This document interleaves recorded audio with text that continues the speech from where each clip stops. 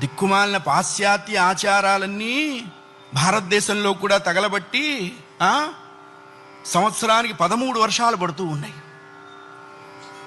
మనం బ్రతికి ఉండగా మన తల్లిదండ్రులు అనాథాశ్రమాల్లో ఉన్నారు అంటే మనం చచ్చిన వాళ్లతో సమానము, అనుమానమే లేదు, రాసుకోండి. మాతా సమం నాస్తి శరీర పోషణం అని చెప్పింది ధర్మశాస్త్రం. భగవంతుడు ఎక్కడో శంఖచక్రాలతోనో త్రిశూలాలతోనో దేవాలయంలో ఉండడు. 9 నెలలు తను చచ్చి నీకు బ్రతికి జన్మనిస్తుంది తల్లి.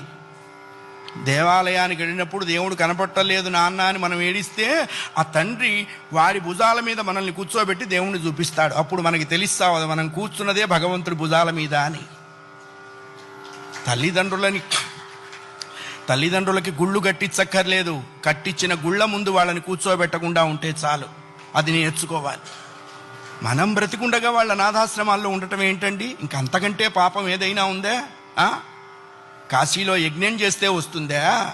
రామేశ్వరంలో అన్నదానం చేస్తే వస్తుందా? జన్మనిచ్చిన తల్లిదండ్రుల ప్రధానము. వాళ్ళని నువ్వే సేవించాలి. భగవంతుని సేవించకపోయినా నష్టం లేదు, బోల్డు మంది ఉన్నారు. జన్మనిచ్చిన తల్లిదండ్రుల్ని సేవించాలి, అది కర్తవ్యము. రామాయణం అదే చెప్పింది.